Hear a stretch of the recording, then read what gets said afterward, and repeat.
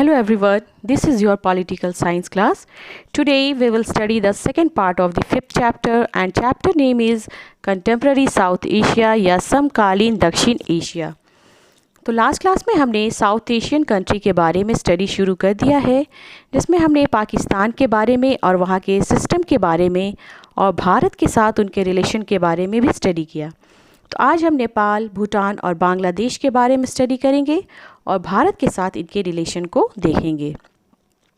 तो सबसे पहले हम बांग्लादेश के बारे में जानेंगे। तो यहाँ पर हम लोग देख रहे हैं डेमोक्रेसी इन बांग्लादेश या बांग्लादेश में लोकतंत्र। तो बांग्लादेश जो है वो 1947 से लेकर के 1971 तक पाकिस्तान का ही हिस्सा था और पाकिस्तान में बांग्लादेशियों के साथ शुरू से ही काफ़ी भेदभाव हो रहा था और शुरू से ही पूर्वी पाकिस्तान के लोगों पर पश्चिमी पाकिस्तान के द्वारा उनको सताया जा रहा था, उनको एक्सप्लॉइट किया जा रहा था और जबरन उन पर उर्दू भाषा को भी थोपा जा रहा था। और जो वहाँ की जनता थी वो सही प्रतिनिधि की मांग कर रहे थे और जिसके द्वारा पूर्वी पाकिस्तानियों को भी इसमें प्रतिनिधित्व का मौका मिले, ऐसा उनकी मांगें थी। और जब उनकी उपेक्षा की जाने लगी और उनकी बात को नहीं माना गया, तब उन लोगों ने आंदोलन शुरू कर दिया। और इस आंदोलन के उस समय उनके लीडर थे शेख मुजीबुर रहमान। और उस समय पाकिस्तान में जो गवर्नमेंट थी वो उसमें आर्मी चीफ जनरल याहिया खां उस समय के प्रेसिडेंट थे और उन्होंने जो उनके लीडर थे आंदोलनकारियों के शेख मुजीबुर रहमान को कैद करवा लिया। और जितने भी आंदोलनकारी थे उनके साथ भी अत्याचार होने लगा और हज़ारों की संख्या में आंदोलनकारियों की हत्या होने लगी और बड़ी संख्या में जो लोग थे वो भारत की ओर भागने लगे और जिसके कारण कि भारत सरकार को भी काफ़ी समस्याओं का सामना करना पड़ा। कितने बड़ी संख्या में लोग आ रहे हैं तो उनको रखना या उनको भोजन देना, ऐसी समस्याएं भारत के सामने आ खड़ी हुई थी। तो भारत ने इन आंदोलनकारियों की मांग का भी क्या समर्थन किया, सपोर्ट किया, जिसके कारण कि पाकिस्तान इनसे इंटरफेयर मानते हुए भारत के साथ युद्ध की उन्होंने घोषणा कर दी। और यहाँ पर हम लोग देखेंगे कि भारत और पाकिस्तान के बीच 1971 में युद्ध हुआ और इस युद्ध में जो पाकिस्तान जो था वो हार गया और बांग्लादेश जो है भारत की सहायता से वो अलग होकर एक स्वतंत्र देश बना। और शेख मुजीबुर रहमान को, जो कि याहिया खान के गवर्नमेंट ने गिरफ्तार कर लिया था, उनको भी मुक्त करा दिया गया। तो यहाँ पर हम लोग देखेंगे कि बांग्लादेश की आज़ादी के बाद यहाँ संविधान का निर्माण हुआ और संविधान के निर्माण के साथ साथ ही बांग्लादेश में धर्मनिरपेक्ष लोकतांत्रिक समाजवादी देश की स्थापना हुई, यानी कि एक सेक्युलर डेमोक्रेटिक सोशलिस्ट कंट्री बन गया। उसके बाद हम लोग देखेंगे कि शेख मुजीबुर रहमान जो थे, चूँकि वो उनके लीडर थे आंदोलनकारियों के, इसलिए शेख मुजीबुर रहमान 1971 से 1975 तक वहाँ पर उन्होंने सत्ता संभाली, शासन किया। और अपने शासनकाल में इन्होंने जो संसदीय शासन प्रणाली थी, यानी कि पार्लियामेंट फॉर्म ऑफ गवर्नमेंट था, उसको हटा दिया और वहाँ पर प्रेसिडेंशियल सिस्टम को लागू कर दिया, यानी कि अध्यक्षीय शासन व्यवस्था को वहाँ पर लागू कर दिया और वहाँ के प्रेसिडेंट भी वो बन गए।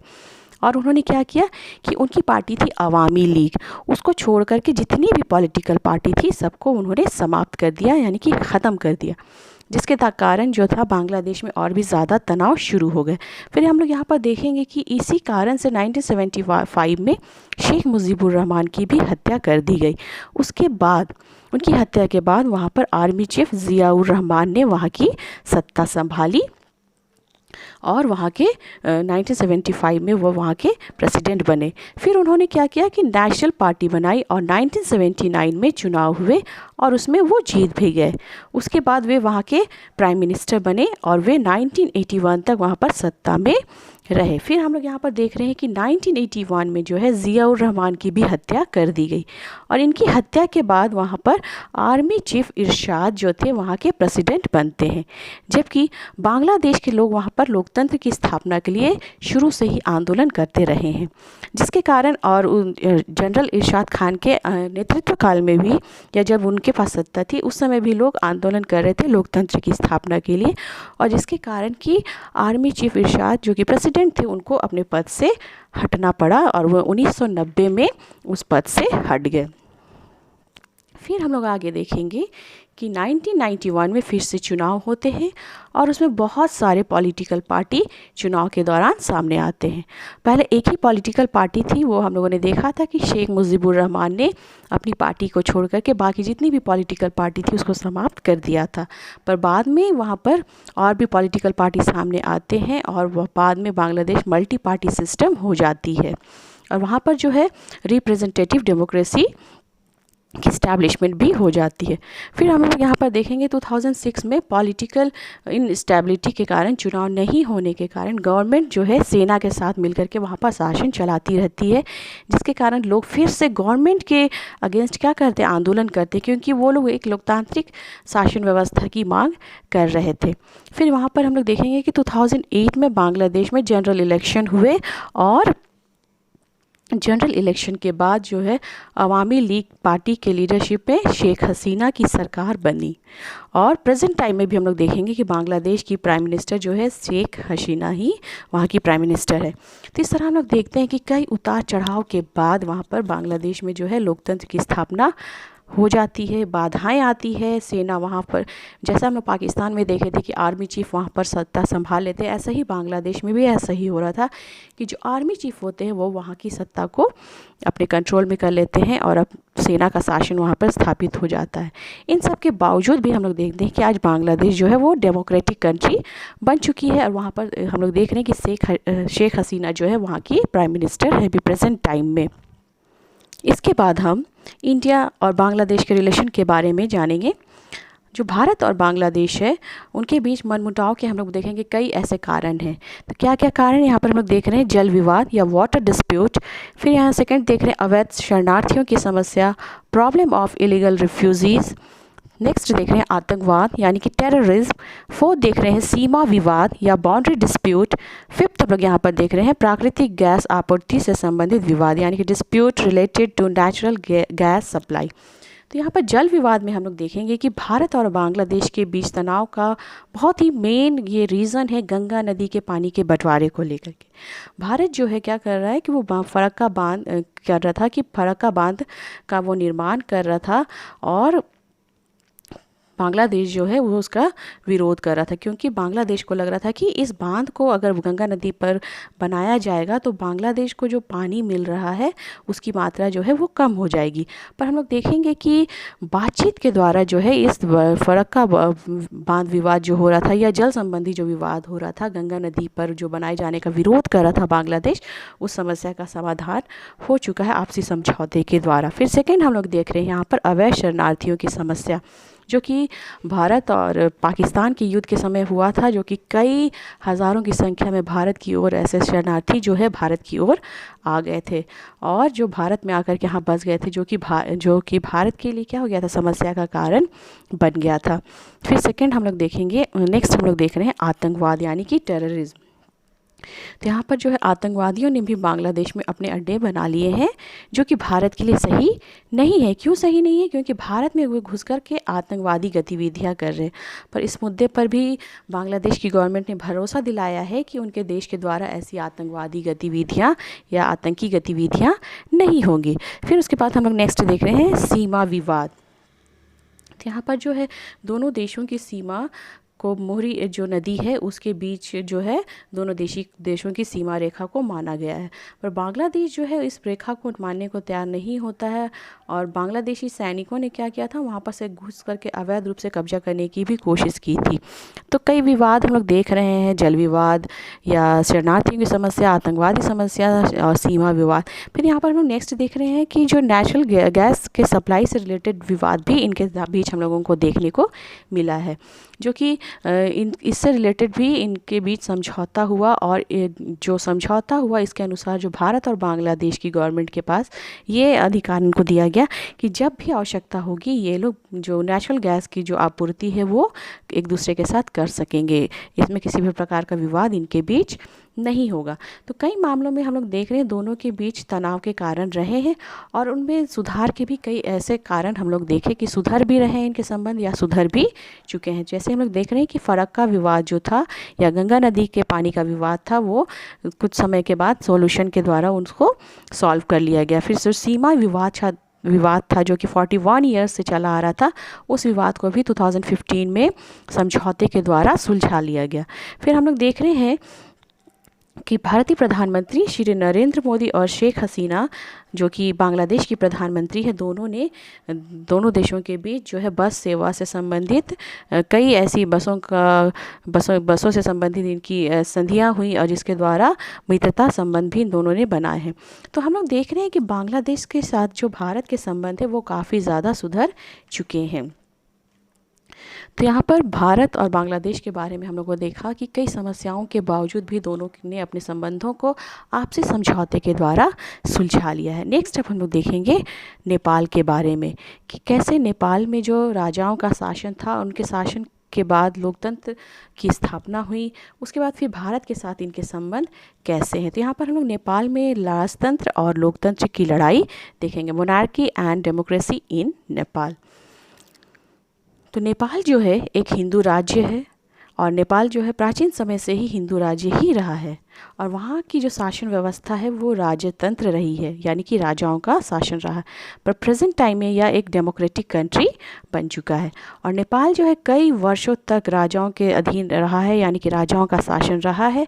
और वहाँ की जो जनता थी, यानी कि वो क्या कर रही थी, लोकतांत्रिक शासन व्यवस्था के लिए आंदोलन कर रही थी और कई वर्षों तक वो लोग इस तरह की लड़ाई भी लड़ रहे थे। और वहाँ के जो राजा थे वो सेना की सहायता से क्या करते थे ना कि पूरे शासन व्यवस्था को कंट्रोल करते थे। लेकिन वहाँ के कुछ लोग और राजनीतिक पार्टियाँ जो थी वो लोकतंत्र की स्थापना के लिए निरंतर प्रयास कर रहे थे। रेगुलर वो लोग क्या कर रहे थे, राजा और सेना के बीच इस तरह की लड़ाई हो रही थी कि वहाँ पर लोकतंत्र की स्थापना हो जाए। फिर हम लोग यहाँ पर देखेंगे कि 1990 के बाद वहाँ पर लोकतंत्र की मांग जो है काफ़ी ज़्यादा बढ़ गई थी और जनता के द्वारा आंदोलन ने काफ़ी जो है उग्र रूप भी धारण कर लिया था। इसके कारण राजा जो वहाँ के थे वो हार मान लिए और वहाँ पर लोकतांत्रिक संविधान की मांग को क्या कर लिया, स्वीकार कर लिया। और नेपाल में लोकतांत्रिक सरकारों का हम लोग कार्यकाल भी देखेंगे, जो टर्म था उनका बहुत छोटा और जो मतलब कि जो भी समय रहा उनका वो बहुत ज़्यादा समस्याओं से भरा रहा है। लेकिन 1990 के समय से ही हम लोग देखेंगे कि राजा लोकतंत्र के जितने समर्थक थे और वहाँ पे माओइस्ट थे जो कि लोगों के सपोर्ट में थे, उनके बीच संघर्ष चलता रहा है कि वहाँ पर लोकतंत्र की स्थापना होनी चाहिए, जो कि राजा के अगेंस्ट में थे। फिर 2002 में हम लोग यहाँ पर देखेंगे कि वहाँ के राजा ने संसद को भंग करके वहाँ की सरकार को हटा दिया। फिर नेपाल में लोकतंत्र की स्थापना के लिए फिर भी वहाँ पर क्या हो रहे थे, आंदोलन हटाए थे। राजा जो थे वो वहाँ नहीं चाहते थे कि किसी प्रकार की पार्लियामेंट हो, यहाँ किसी प्रकार की गवर्नमेंट हो या किसी प्रकार की लोकतंत्र की स्थापना हो, पर जनता वहाँ चाहती थी कि वहाँ लोकतंत्र की स्थापना हो। फिर 2006 में हम लोग देखेंगे कि राजा को मजबूर होकर के क्या करना पड़ा, जो उस समय राजा थे ज्ञानेंद्र, उन्होंने जनता के आंदोलन के कारण नेपाल में फिर से संसद की स्थापना की। और फिर वहाँ पर हम लोग देखेंगे कि 7 जो पॉलिटिकल पार्टी थी वो उन्होंने मिल करके गवर्नमेंट बनाई और उस समय जो गवर्नमेंट बनी वो समय प्रधानमंत्री का पद जो था वो नेपाली कांग्रेस के जो लीडर थे वो गिरिजा प्रसाद कोइराला जो थे वहाँ के प्रधानमंत्री बने। उसके बाद हम लोग आगे देखेंगे कि 2008 में नेपाल में जो है संविधान सभा का भी गठन किया गया और 2008 में राजाओं के शासन को भी ख़त्म कर दिया गया। इसी समय यह डेमोक्रेटिक कंट्री भी बना। फिर उसके बाद यहाँ पर चुनाव हुए और चुनाव के पश्चात नेपाल जो है एक डेमोक्रेटिक रिपब्लिक भी बना 2008 में। और फिर वहाँ पर जो प्रेसिडेंट बने थे रामवरण यादव और जो प्राइम मिनिस्टर बने पुष्पकमल दहल। 2008 में हम लोग देख रहे हैं कि कई सालों से चले आ रहे जो राजतंत्र था उसको पूरी तरह से क्या किया गया, ख़त्म कर दिया गया। कई वर्षों से, कई 100 वर्षों से वहाँ पर राजाओं का शासन चल रहा था, जो कि 2008 में आकर के वो पूरी तरह से ख़त्म हो गया और फिर वहाँ पर जो है रिपब्लिक एंड डेमोक्रेटिक गवर्नमेंट का गठन हो चुका है। और उसके बाद वर्तमान में भी हम लोग देखेंगे कि डेमोक्रेटिक शासन व्यवस्था ही है। और 2015 में हम लोग यहाँ पर देखेंगे कि इनका अपना संविधान भी बना। और जो अभी प्रेजेंट टाइम में यहाँ पर जो नेपाल के प्राइम मिनिस्टर हैं वो है KP शर्मा ओली। तो हम लोग देख रहे हैं कि राजा और जनता के बीच लड़ाई हुई और राजा को हार मानना पड़ा और फिर वहाँ पर सरकार की स्थापना करनी पड़ी, लोकतंत्र की स्थापना करनी पड़ी और वहाँ पर संविधान भी बनाया गया। तो इस तरह हम लोग देख रहे हैं कि वहाँ पर लोकतांत्रिक गणराज्य का भी निर्माण हो चुका है। उसके बाद अब हम लोग देखेंगे भारत और नेपाल के रिलेशन के बारे में। तो यहाँ पर हम लोग देख रहे हैं कि नेपाल एक हिंदू राज्य है, और हिंदू राज्य है तो स्वाभाविक है कि भारत के साथ उसके संबंध अच्छे ही होंगे। और दोनों देश के साथ अच्छे संबंध होने के साथ यहाँ पर हम लोग देख रहे हैं कि ये लोग क्या कर सकते हैं, एक मुक्त रूप से एक दूसरे के देश में घूम सकते हैं। फिर 1950 में हम लोग देखेंगे कि भारत और नेपाल के बीच एक एग्रीमेंट भी किया गया, जिसमें कि शांति व मैत्रीपूर्ण संबंध स्थापित करने की बात कही गई। और इस संबंध को स्थापित करने के साथ साथ ये कहा गया कि हमारे बीच अच्छे संबंध स्थापित होंगे, और अच्छे संबंध स्थापित करने के साथ साथ हम लोग यहाँ पर एक दूसरे के देश आराम से आ जा सकते हैं या व्यापार व्यवसाय भी कर सकते हैं। और इस एग्रीमेंट के द्वारा बिना वीज़ा और पासपोर्ट के ये लोग क्या करने का अधिकार मिल गया कि ये लोग एक दूसरे के देश को आराम से आ जा सकते हैं, और जिसके कारण कि बहुत सारे नेपाली भारत में पढ़ने के लिए आते हैं या किसी भी प्रकार के काम धंधे को करने के लिए आते हैं। फिर हम लोग सेकेंड यहाँ पर देखेंगे कि भारत सरकार ने नेपाल को कई फाइनेंशियल सपोर्ट भी किया है, जिसके द्वारा कि वो लोग क्या कर सकेंगे, अपना डेवलपमेंट भी कर सकेंगे।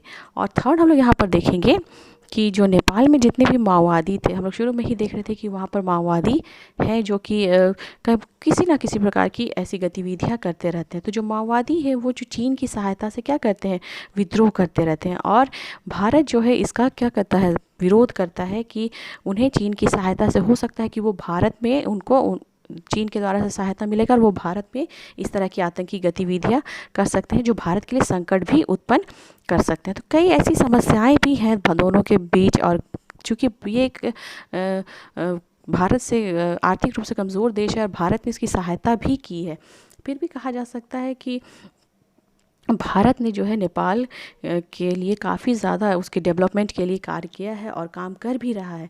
और ऐसा कहना भी गलत नहीं होगा कि भारत जो है ऐसा कहना बिल्कुल मतलब कि सही नहीं होगा कि भारत जो है वो नेपाल के मामलों में हस्तक्षेप करता है। हस्तक्षेप नहीं करता है, बल्कि भारत चाहता है कि जितने भी कमज़ोर राष्ट्र, भारत से कमज़ोर राष्ट्र हैं, भारत उनकी सहायता करे। तभी तो भारत ने नेपाल के साथ ऐसी संधियां की ताकि वो आसानी से व्यापार व्यवसाय कर सके, या एक देश से दूसरे देश आ जा सके, या किसी प्रकार के भी मामले हो तो वो नेपाल की सहायता के लिए या जो भी कमज़ोर राष्ट्र है उसकी सहायता के लिए तैयार रहे। तो इस तरह हम लोग नेपाल के साथ भारत के संबंध देखेंगे कि थोड़ा बहुत कहीं ना कहीं मनमुटाव है, पर बहुत ज़्यादा मनमुटाव देखने को नहीं मिलेगा, क्योंकि भारत ने नेपाल को, चूँकि नेपाल के पास एक रास्ता भी नहीं था और भारत ने उसे रास्ता दिया है उसे अन्य देशों में आने जाने के लिए, इसलिए भारत के साथ उसके संबंध अच्छे ही हैं। अब हम लोग देखेंगे भारत और भूटान के बारे में। तो भूटान भी एक छोटा देश है, और जो भारत के साथ भूटान के जो संबंध हम लोग देखेंगे कि वो अच्छे संबंध है। तो 2006 में हम लोग देखेंगे कि जो भूटान के राजा थे वो भारत आए थे, और दोनों देशों के बीच व्यापार और आवागमन की संधि हुई थी। यानी कि जो भी व्यापार व्यवसाय होगा या आने जाने से संबंधित, जैसा नेपाल के साथ जो संधि हुई थी, सेम वैसी ही संधि भारत और भूटान के साथ भी हुई थी कि दोनों देश जो है एक दूसरे के साथ या एक दूसरे देश हम लोग क्या करेंगे, बिना वीज़ा और पासपोर्ट के एक दूसरे के देश की यात्रा करेंगे। और फिर हम लोग देखेंगे कि भूटान जो है भारत के सपोर्ट में ही खड़ा रहता है। जो असम के जो उल्फा उग्रवादी थे वो भूटान में जाकर के छिपे हुए थे, या जो गुरिल्ला संगठन के ऐसे जो उग्रवादी थे वो वहाँ छुपे हुए थे, और वहाँ की सरकार ने जो था चूँकि वो भारत के सपोर्ट में थे, इसीलिए उन्होंने उनको क्या कर दिया, ऐसे उल्फा उग्रवादियों को ख़त्म करके भारत के साथ अच्छे संबंध है ऐसा उन्होंने दिखाया है। फिर उसके बाद हम लोग देखेंगे कि भारत के सहयोग से ही जो है भूटान 1971 में संयुक्त राष्ट्र संघ का भी सदस्य बना है। तो भारत में कई योजनाएं चल रही हैं जो कि भारत के सहयोग से चल रहा है, और भारत के साथ भूटान की मुक्त व्यापार की संधि हुई हुई कि फ्री ट्रेड एक दूसरे के साथ कर सकेंगे, या आपस में व्यापार व्यवसाय करेंगे, या एक देश से दूसरे देश बिना पासपोर्ट वीज़ा के आ जा सकेंगे। तो हम लोग यहाँ पर देख रहे हैं कि नेपाल और भूटान ऐसे देश हैं जो कि भारत से सटे हुए हैं और आर्थिक रूप से थोड़े कमज़ोर हैं, इसलिए भारत ने दोनों देशों के बारे में कहा है कि भूटान और नेपाल के लिए भारत जो है हमेशा वो तैयार रहेगा, चाहे वो उनके डेवलपमेंट के लिए वो हमेशा तैयार रहेगा। तो यहाँ पर हम लोगों ने देखा कि 3 ऐसे साउथ एशियन कंट्री के बारे में देखा जहाँ की लोकतंत्र की स्थापना के लिए कई तरह के आंदोलन हुए, तनाव हुए, फिर भी वहाँ पर लोकतंत्र की स्थापना हुई। और भारत के संबंध में हम लोग देखेंगे, बांग्लादेश के साथ देखेंगे कि कई विवाद रहे हैं, फिर भी दोनों के विवाद कई हद तक सुधर चुके हैं और सुधारने के भी प्रयास किए जा रहे हैं। और नेपाल के बारे में भी देखेंगे कि भारत ने भी उसकी कई प्रकार से आर्थिक सहायता की है ताकि वो अपना डेवलपमेंट कर सके। और ठीक इसी तरह भूटान के साथ भी देखेंगे कि भूटान भी भारत के साथ अच्छे रिश्ते बनाए रखना चाहता है और भारत भी ऐसे देशों के साथ अच्छे संबंध बनाए रखना चाहता है। तो यहाँ पर हमारा यह आज का चैप्टर यही समाप्त होता है। नेक्स्ट क्लास में हम लोग चैप्टर ये हमारा नहीं, ये टॉपिक हमारा यहीं समाप्त होता है। नेक्स्ट क्लास में हम लोग नेक्स्ट टॉपिक के साथ फिर मिलेंगे। Thank you.